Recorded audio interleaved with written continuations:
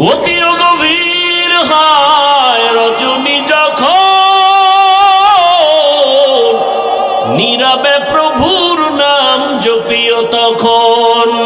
প্রভুর করুণা যদি পাইবারে চাও গভীর রাতে উঠে প্রভুর গুণগান গাও।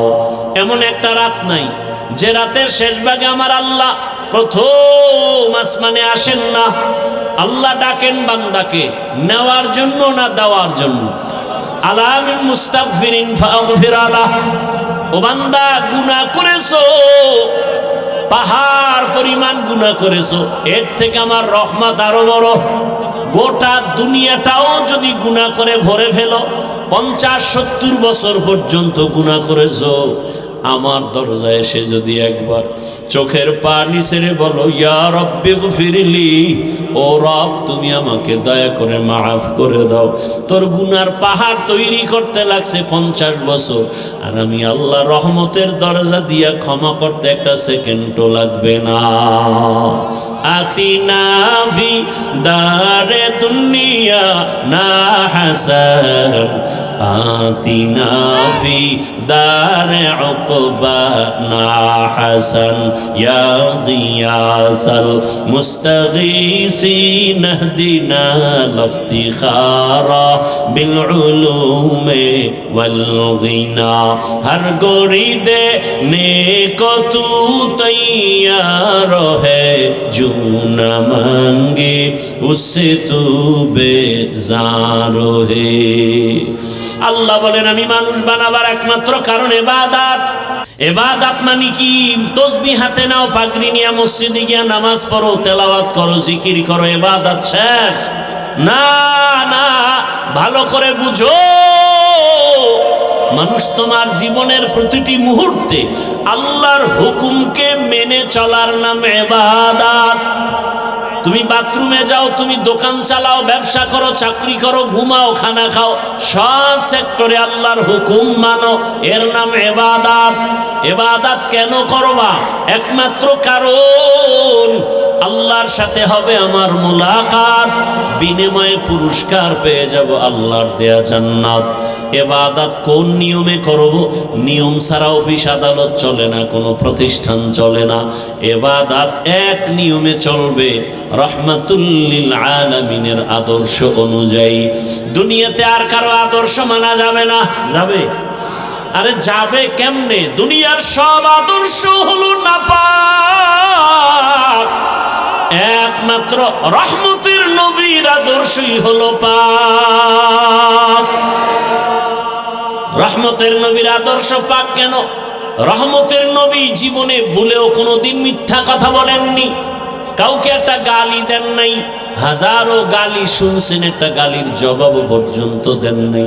কেমন রহমতের নবী!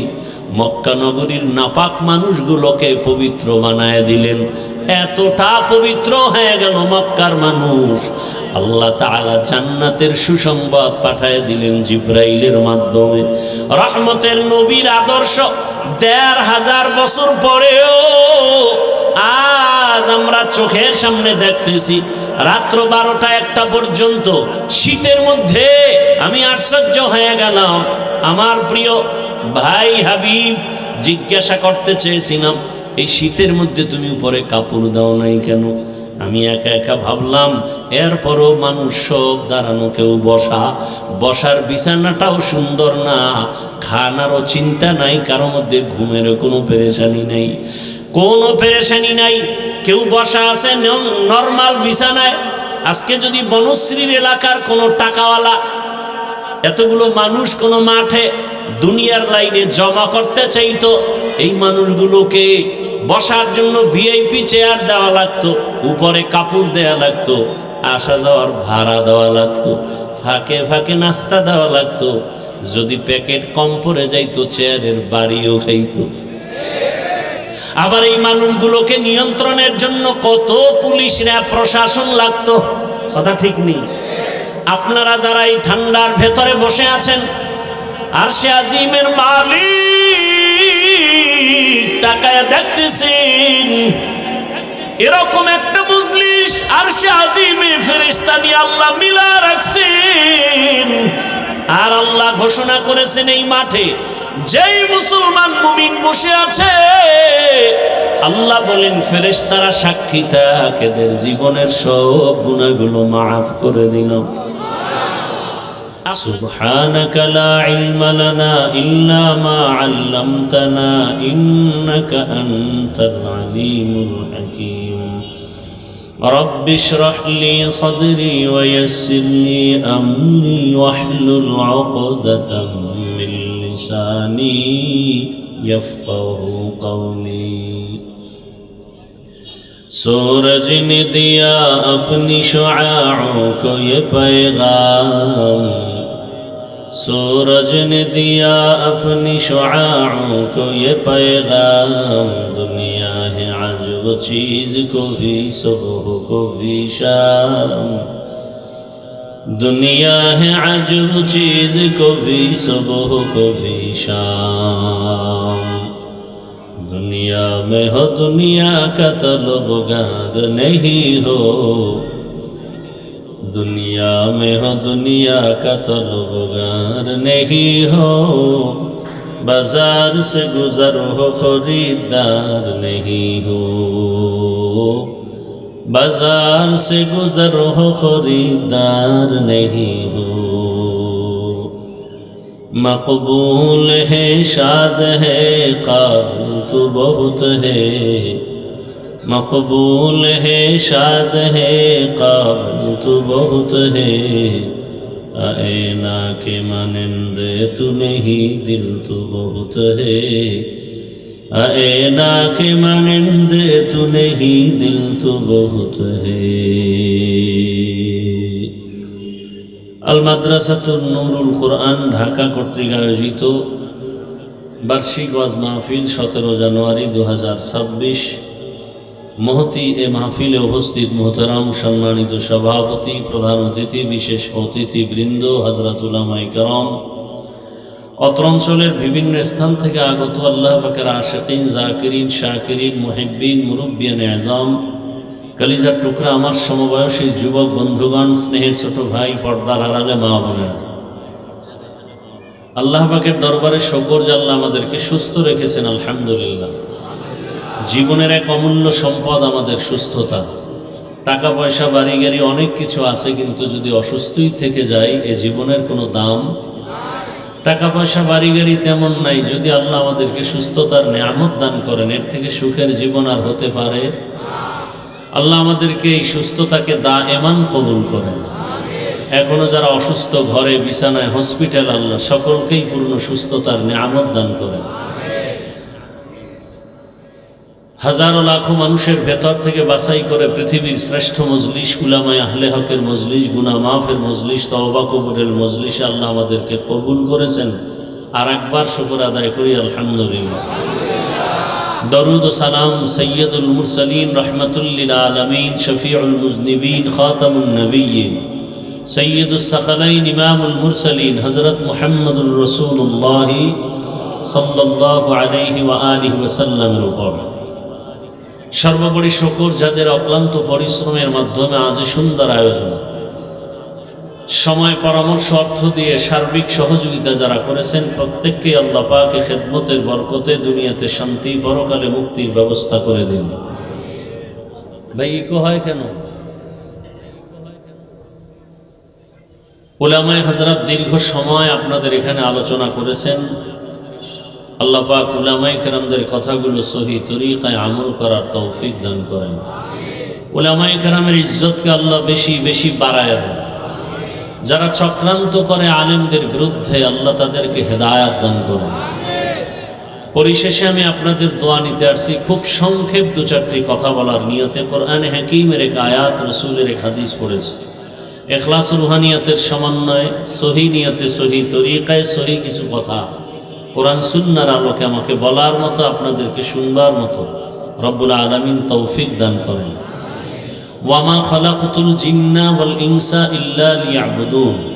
আল্লাহ বলেন আমি জিন ও ইনসানকে সৃষ্টি করি নাই, হ্যাঁ করেছি একমাত্র ইবাদতের জন্য। নবীজি বলেন, লা তাআতা লি মাখলুকিন ফি মাসিয়াতিল খালিক, আল্লাহকে অসন্তুষ্ট করে পৃথিবীর ভিন্ন কারো হুকুম মানা হারাম। আয়াত হাদিসের তর্জমা শেষ। হাদিসের উপরে 2-4 মিনিট একটু খেয়াল করি। নবীজি বললেন, আল্লাহকে অসন্তুষ্ট করে পৃথিবীর অন্যের হুকুম মানা হারাম। প্রশ্ন এখানে কয়েকটা। 1 নম্বর কথা হলো, আল্লাহর হুকুমকে অমান্য করে কারা, এ লোকগুলোকে আমাদের চিনতে হবে। দ্বিতীয়ত, আল্লাহর হুকুমকে অমান্য করে অন্যের হুকুম মানে সে অন্য কারা, তাদেরকেও চিনতে হবে। 3 নম্বর কথা হলো, আল্লাহকে অসন্তুষ্ট করা যাবে না, দুনিয়ার অন্যকে বেজার করা যাবে, আল্লাহকে অসন্তুষ্ট করা যাবে না কেন? এই 3 কথার জবাব দেওয়ার চেষ্টা করব। এরপরে সুযোগ থাকলে আয়াতের উপরে কিছু কথা বলব ইনশাআল্লাহ। যেই মানুষগুলো আল্লাহর হুকুমকে অমান্য করে, ইসলামের বিরুদ্ধাচরণ করে, লাইনচ্যুত হয়ে যায়, এই মানুষগুলো এক কথায় জবাব দুনিয়া লোভী, স্বার্থপর। দুনিয়া লোভী, সেটা হুজুরও হতে পারে, হুজুর ছাড়াও। এক কথায় পৃথিবীর সব মানুষ, যে কোনো মানুষ লাইনচ্যুত হয়ে যদি ইসলামের বিরুদ্ধে, কোরআনের বিরুদ্ধে, শরিয়াতের বিরুদ্ধে উল্টাপাল্টা পথ অবলম্বন করে, একমাত্র কারণ দুনিয়ার ভালোবাসা, দুনিয়ার লোভ। এ কারণে রাসূল ভিন্ন হাদিসে বলছেন, ক্বালান নবী সাল্লাল্লাহু আলাইহি ওয়া আলিহি ওয়াসাল্লাম, হুব্বুদ দুনিয়া রাসু কুল্লি খাতিআ। দুনিয়ার লোভ, ভালোবাসা সব ধ্বংসের কারণ। সব ধ্বংসের কারণ কি? দুনিয়ার লোভ। প্রত্যেকটা মানুষ দুনিয়ার লোভে পড়ে আখিরাত ভুলে যায়, এমনকি মানবতাটুকু ভুলে যায়। কিসের লোভে? আপনারা দেখেন, আমার দেশে এখন আর ইন্ডিয়া, আমেরিকা যেতে হবে না, সব উদাহরণ আমার সোনার বাংলা। সন্তান মাকে মেরে ফেলে, আছে না নাই? কিসের লোভ? দুনিয়ার লোভ। এই লোভ 3 প্রকার। কত প্রকার? হুব্বে যা, হুব্বে মাল, হুব্বে নিসওয়ান। সম্মান বা ক্ষমতার চেয়ারের লোভ। কিসের লোভ? ক্ষমতার চেয়ারের লোভ। দ্বিতীয় লোভ হলো সম্পদের লোভ, টাকার লোভ। তৃতীয় হলো যৌবনের লোভ। দুনিয়ার প্রতিটি মানুষ যদি দেখেন লাইনচ্যুত হয়ে যাচ্ছে, এই 3 লোভের কোনো এক লোভে আক্রান্ত হয়েছে। ইতিহাস কোরআনে যাদেরটা আছে তো বিরল। ফেরাউন, নমরুদ, হামান, কারুন, সাদ্দাত। ফেরাউন ধ্বংস হলো কেন? ক্ষমতার চেয়ারের লোভ। কারুন ধ্বংস হলো কেন? টাকার লোভ। আমাদের দেশের তাসনিমা নাসরিন ধ্বংস হলো কেন? যৌবনের লোভ। কি এই তো শুধু এতটুকু না, এই মাঠের মধ্যে এই 3টা লোভে আক্রান্ত ব্যক্তি এখানে আছে না নেই? যারা তসবিহ হাতে নিয়ে দোয়া ইউনুস পড়তেছে, ভোটের আগের রাত্রে বিক্রি হয়ে যাবে। কিসের লোভ? টাকার লোভ। কয় টাকা পাবে? বাজারে, আপনাদের বনশ্রী কোনো এক বাজারে গেলে একটা ভালো মানের মুরগি কিনলে 800 থেকে 1000 টাকা দাম। ভালো মানের একটা ছাগল কিনলে কত? 15 থেকে। একটা গরু কিনলে 1 লাখ প্লাস। কথা ঠিক না? আর আমার সোনার বাংলার আশরাফুল মখলুকেরা ভোটের আগের রাত্রে বিক্রি হবে বাজার দরে 500 টাকা। তাহলে বোঝা গেল ছাগলের দামেও নাই। তাহলে ছাগলের থেকেও খারাপ, এটা গরুর চেয়েও খারাপ, এটা কুত্তার চেয়ে খারাপ। দলিল চাও, দলিল নাও। সূরা আরাফ 9 পারা। ওয়ালাকাদ যারানা লিজাহান্নামা কাসীরাম মিনাল জিন্নি ওয়াল ইনস লাহুম কুলুবুল লা ইয়াফকাহুনা বিহা ওয়া লাহুম আ'য়ুনুল লা ইউবসিরুনা বিহা ওয়া লাহুম আযানুল লা ইয়াসমাউনা বিহা উলাইকা কাল আনআমি বাল হুম আযাল উলাইকা হুমুল গাফিলুন।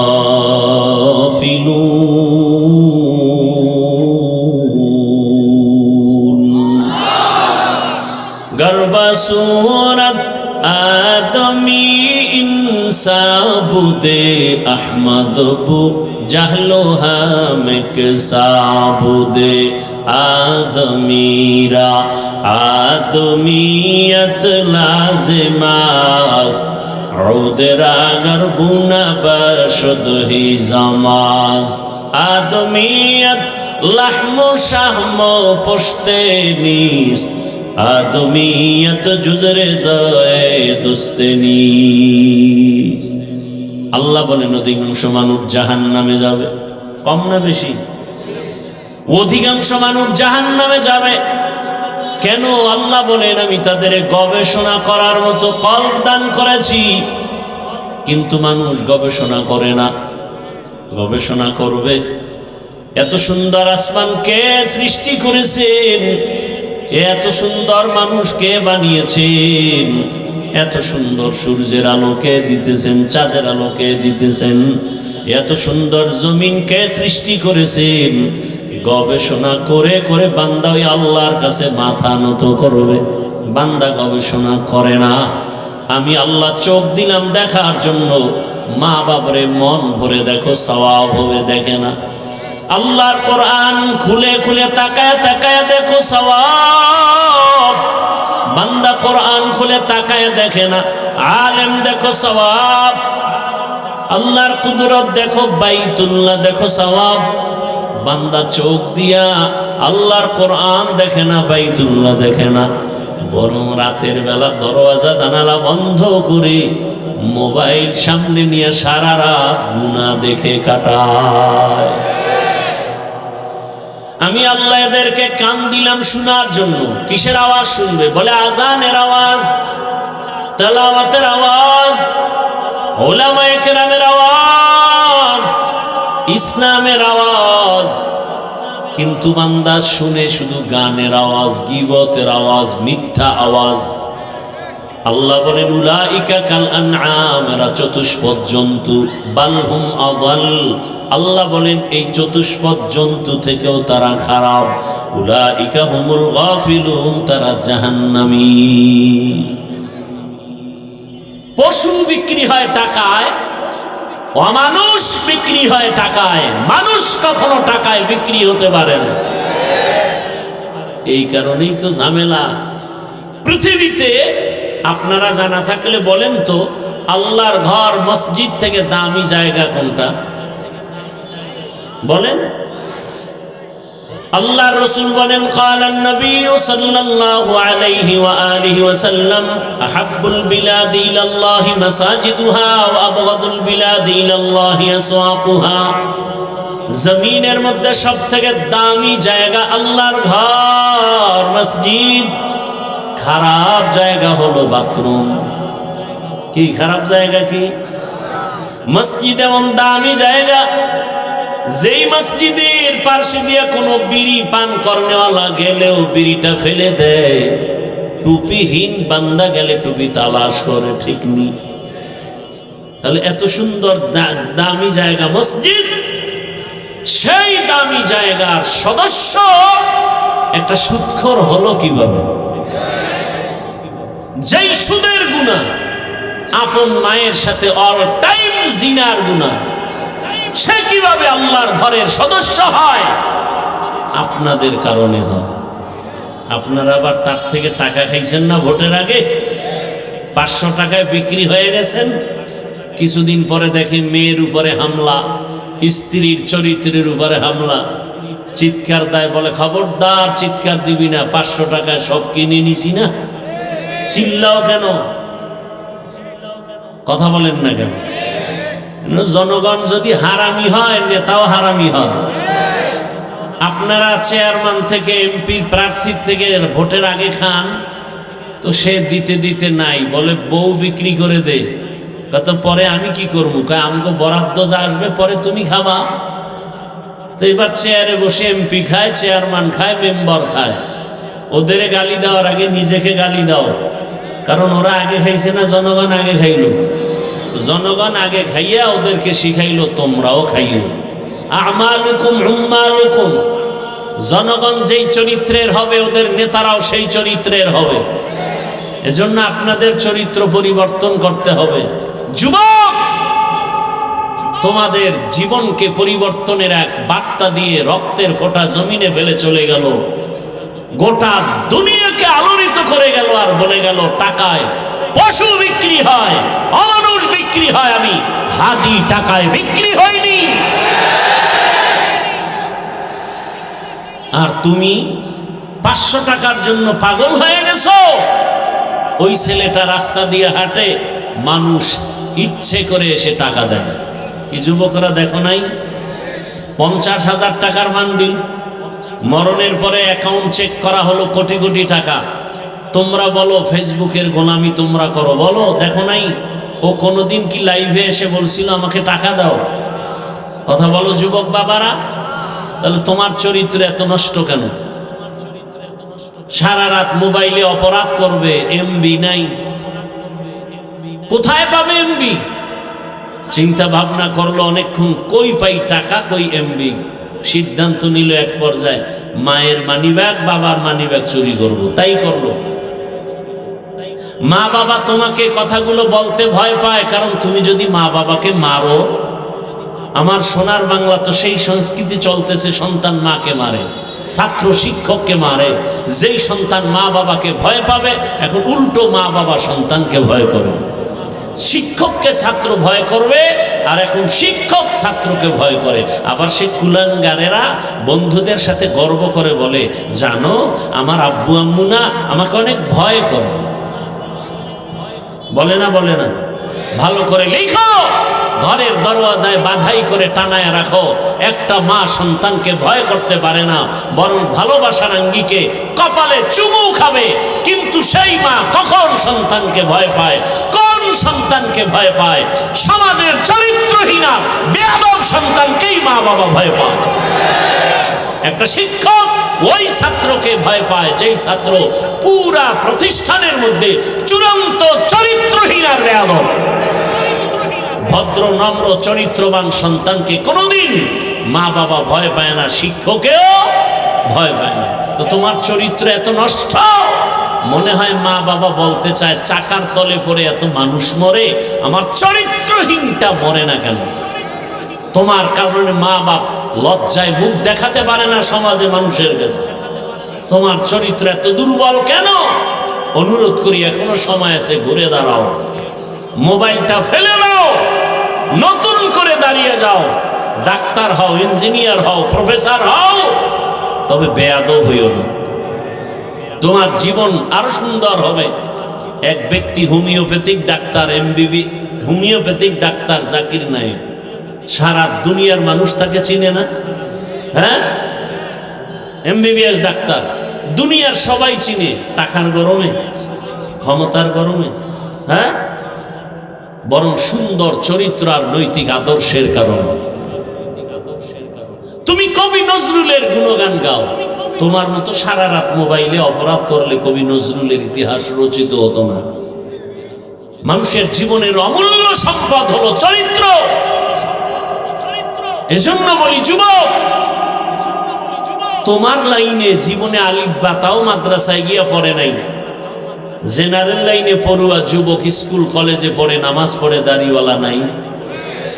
তুমি নিজেকে প্রশ্ন করো, তুমি পারো না কেন? তোমার মতো জেনারেল লাইনের মানুষ doctor, professor, engineer, OC, DC SP, 5 ওয়াক্ত নামাজি আছে না নাই? আমি এখানে বলবো না তুমি তাবলিগে গেলা না কেন জাহান্নামে যাইবা, পীরের কাছে গেলা না কেন জাহান্নামে যাইবা। আমি ওই কথার বয়ান করতে আসি নাই। আমি আসছি তুমি জেনারেল লাইনে থেকে ডাক্তার হও, তবে সর্বোচ্চ সম্মানের জীবন তুমি ধারণ করো। কারণ আমার দেশে আলেম ওলামা, পীর মাশায়েখের অভাব নাই, আলহামদুলিল্লাহ। আমার দেশে আদর্শ ডাক্তারের অভাব, আদর্শবান ইঞ্জিনিয়ারের অভাব, আদর্শবান প্রফেসরের অভাব, ওসি ডিসিএসপির অভাব। আজ আমার দেশের থানা জেলার সব ওসি ডিসিএসপি মহোদয় সব যদি 5 ওয়াক্ত নামাজি হতো, কোরআনের বয়ান চলতো সারা দেশে, কোনো সুদখোর থেকে অনুমতি নেওয়ার কোনো প্রয়োজন হতো না। ওয়াজ করবে, কোরআনের বয়ান করব, মানুষকে আবার অনুমতি নিতে হবে। এজন্য আমাদের হাতের কামাই গুনাহের কারণে আমরা বিপাকে পড়ে আছি। সবকিছুর মূলে কি? দুনিয়ার লোভ, যৌবনের লোভে, ক্ষমতার লোভে, টাকার লোভে কথার ব্যালেন্স হারিয়ে ফেলে। সকালে এক কথা, বিকালে আর এক কথা। কথা ঠিক না? আল্লাহ হেদায়াত দান করুন। এজন্য রসুল বলেন আল্লাহকে অসন্তুষ্ট করা যাবে, দুনিয়ার সব অসন্তুষ্ট হয় হোক কেন, দুনিয়ার সব স্বার্থপর, কেউ আপন না, একমাত্র আপনকে। কেমন আপন তিনি? আমার আল্লাহ কেমন আপন? দুনিয়ার মা বাবা, দুনিয়ার ভাই বোন, আমার আপনজন এত সুন্দর আমার উপকার করে নাই। দয়াময় রব্বুল আলামিন যে উপকার আমার আপনার করলেন, কেমন রহমতের দয়ার নজর দিয়ে আল্লাহ আমাকে বড় বানাইলেন। দুনিয়ার মানুষ এতটা স্বার্থপর, মানুষকে দেয় না দেয় না দেয় না, যতটুকু দেয় তাও খোটা দেয়। আবার স্বার্থে আঘাত লাগলে এমনকি দল থেকে নাম কাটে না, কল্লা পর্যন্ত কেটে দেয়। আর আমার আল্লাহ যদি স্বার্থপর হইতেন, আল্লাহর দেয়া জমিনে বসবাস করে আমরা আল্লাহর দেয়া পানি, আল্লাহর দেয়া সূর্যের আলো, চাঁদের আলো, পানি বাতাস, জমিনের ফসল, গাছের ফল, সব নিয়ামত ভোগ করার পর যেই পরিমাণ গুনাহ করি আমরা, মানুষ বলে হাফিজুর রহমান অনেক ভালো, আল্লাহ বলেন আমি জানি তুমি সারা রাত মোবাইলে গুনাহ করো। আমি আল্লাহ জানি গুনার কারণে তোমার হাত না পাক, তোমার চোখ না পাক, জিহ্বা না পাক, অন্তর না পাক। আমি আল্লাহ তোমার এত নিয়ামত দেওয়ার পরেও যে তুমি আমার সাথে গাদ্দারি করো। আমি আল্লাহ স্বার্থপর যদি হইতাম পানি বন্ধ করে দিতাম, বাতাস বন্ধ করে দিতাম। আমি আল্লাহ কিছুই বন্ধ করি নাই, বরং আমি আল্লাহ তোমাকে মায়া রহমতের দরজা দিয়া ডাকতেছি, আসো। ফজরের নামাজে ডাক দেওয়াইলাম, মুয়াজ্জিন ডাক দাও, তুমি ফজরের হাজিরায় দাও নাই। আমি আল্লাহ আবার বেজার না হইয়া জোহরে ডাক দেয়ালাম, মুয়াজ্জিন ডাকে আসো, হাইয়া আলাল ফালাহ। জোহরের হাজিরায় তুমি যাও নাই রে গোলাম। আসরে আবার ডাক দেয়া হলো, তুমি যাও নাই। মাগরিবে আবার ডাক দেয়া হলো, যাও নাই। আল্লাহ বলেন আমি রাগ করি নাই। আবার এশার নামাজে ডাক দেয়া হলো, তুমি যাও নাই। তোমার ব্যবসা বন্ধ করতে বলি নাই, চাকরি বন্ধ করতে বলি নাই, লেখাপড়া বন্ধ করতে বলি নাই, সব ঠিক রেখে 5 বেলার হাজিরা দেও। বান্দা তুমি যাও নাই। আমি আল্লাহ তোমার উপরে রাগ না, বরং তুমি আমার হাজিরায় না গিয়া আরো কত বাজে মন্তব্য করে চলো। নিজেও নামাজ পড়ো না, নামাজ পড়নেওয়ালাকেও পছন্দ করো না, নিজেও দাড়ি রাখো না, দাড়িওয়ালাদেরকেও পছন্দ করো না, নিজেও পর্দা করো না, যারা পর্দা করে তাদেরকেও পছন্দ করো না, নিজে হালাল পথে চলো না, যারা হালাল পথে চলে তাদেরকেও পছন্দ করো না। আল্লাহ বলেন আমি রাগ না, বেজার না, বরং রহমতের দরজা খুলে রেখেছি। 5 বেলার হাজিরায় যখন তোমাকে পাই নাই, এবার আমি আল্লাহ নিজে তোমাকে ডাকার জন্য রেডি হয়ে গেলাম। অতি গভীর হয় রজনী যখন, নীরবে প্রভুর নাম জপিও তখন। প্রভুর করুণা যদি পাইবারে চাও, গভীর রাতে উঠে প্রভুর গুণগান গাও। এমন একটা রাত নাই যে রাতের শেষ ভাগে আমার আল্লাহ প্রথম আসমানে আসেন না। আল্লাহ ডাকেন বান্দাকে নেওয়ার জন্য না দেওয়ার জন্য। আলামিন মুস্তাগফিরিন ফাগফির আলাহ। ও বান্দা গুনাহ করেছো, পাহাড় পরিমাণ গুনাহ করেছো, এর থেকে আমার রহমত আরো বড়। গোটা দুনিয়াটাও যদি গুনাহ করে ভরে ফেলো, 50-70 বছর পর্যন্ত গুনাহ করেছো, আমার দরজায় এসে যদি একবার চোখের পানি ছেড়ে বলো ইয়া রব্বি গফিরলি, ও রব তুমি আমাকে দয়া করে মাফ করে দাও। তোর গুনার পাহাড় তৈরি করতে লাগছে 50 বছর, আর আমি আল্লাহ রহমতের দরজা দিয়া ক্ষমা করতে একটা সেকেন্ডও লাগবে না। আতিনা ফি দারে দুনিয়া না হাসান, আতিনা ফি দারে উকবা না হাসান, ইয়া গিয়াসাল মুস্তাগীসিন ইহদিনা লিফতিখারা বিল উলুমে ওয়াল গিনা। हर गोरी देने को तू तैयार है, जो न मांगे उससे तू बेजार है। আল্লাহ বলেন আমি মানুষ বানাবার একমাত্র কারণ ইবাদত। ইবাদত মানে কি? তসবিহ হাতে নাও, পাগড়ি নিয়ে মসজিদে গিয়া নামাজ পড়ো, তেলাওয়াত করো, জিকির করো, ইবাদত শেষ? না না, ভালো করে বুঝো। মানুষ তোমার জীবনের প্রতিটি মুহূর্তে আল্লাহর হুকুমকে মেনে চলার নাম ইবাদত।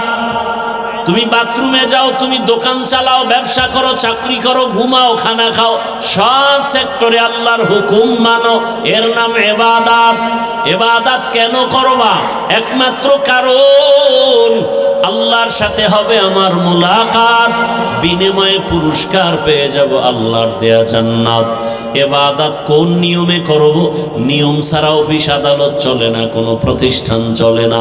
ইবাদত এক নিয়মে চলবে, রহমাতুল লিল আলামিনের আদর্শ অনুযায়ী। দুনিয়াতে আর কারো আদর্শ মানা যাবে না। যাবে? আরে যাবে কেমনে? দুনিয়ার সব আদর্শ হলো নাপাক, একমাত্র রহমতের নবীর আদর্শই হলো পাক। রহমতের নবীর আদর্শ পাক কেন? রহমতের নবী জীবনে ভুলেও কোনোদিন মিথ্যা কথা বলেননি, কাউকে একটা গালি দেন নাই, হাজারো গালি শুনছেন, একটা গালির জবাবও পর্যন্ত দেন নাই। কেমন রহমতের নবী! মক্কা নগরীর নাপাক মানুষগুলোকে পবিত্র বানায় দিলেন। এতটা পবিত্র হয়ে গেল মক্কার মানুষ, আল্লাহ তাআলা জান্নাতের সুসংবাদ পাঠায় দিলেন জিবরাইলের মাধ্যমে।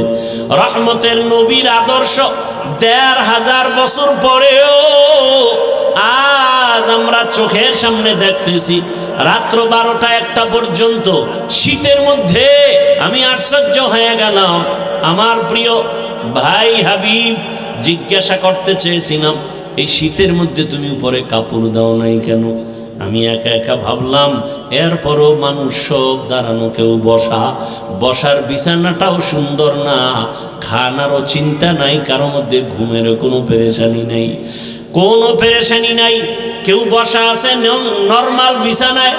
আজকে যদি বনশ্রীর এলাকার কোনো টাকাওয়ালা এতগুলো মানুষ কোনো মাঠে দুনিয়ার লাইনে জমা করতে চাইতো, এই মানুষগুলোকে বসার জন্য ভিআইপি চেয়ার দেওয়া লাগতো, উপরে কাপড় দেওয়া লাগতো, আসা যাওয়ার ভাড়া দেওয়া লাগতো, ফাঁকে ফাঁকে নাস্তা দেওয়া লাগতো। যদি প্যাকেট কম পড়ে যাইতো চেয়ারের বাড়িও খাইতো। আবার এই মানুষগুলোকে নিয়ন্ত্রণের জন্য কত পুলিশ, র্যাব, প্রশাসন লাগতো। কথা ঠিক নেই? আপনারা যারা এই ঠান্ডার ভেতরে বসে আছেন, আরশে আজিমের মালিক তাকায় দেখতেছেন, এরকম একটা মজলিস আরশে আজিমে ফেরেশতা নিয়ে আল্লাহ মিলা রাখছেন। আর আল্লাহ ঘোষণা করেছেন এই মাঠে যেই মুসলমান মুমিন বসে আছে, আল্লাহ বলেন ফেরেশতারা সাক্ষী থাক, এদের জীবনের সব গুনাহগুলো মাফ করে দিল। আপনারা এখানে আসছেন, আপনাদের ভাড়া দেয়া হবে।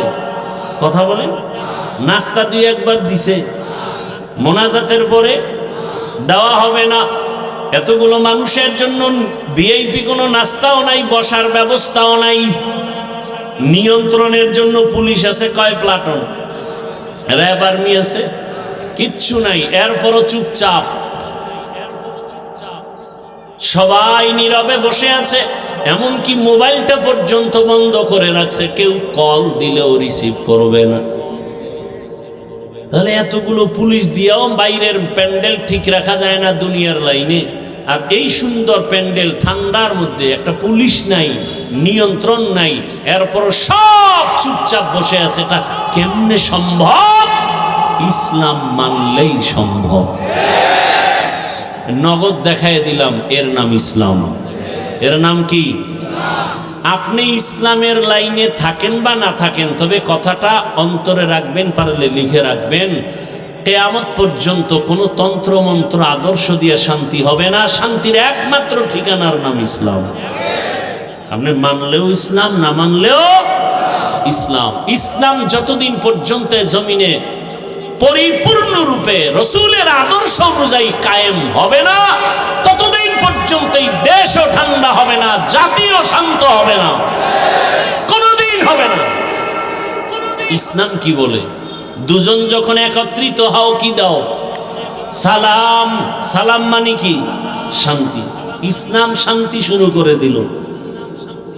আসসালামু আলাইকুম, সে আবার আমাকে বলে ওয়ালাইকুম আসসালাম। ইসলাম বলে বড়রা ছোটকে মায়ার নজরে দেখো, ছোটরা বড়দেরকে সম্মানের নজরে দেখো। ইসলাম অনুযায়ী সব বড়রা ছোটদেরকে যদি মোহাব্বতের নজরে দেখে, কোনোদিন বড়রা ছোটদের উপরে জুলুম করবে না।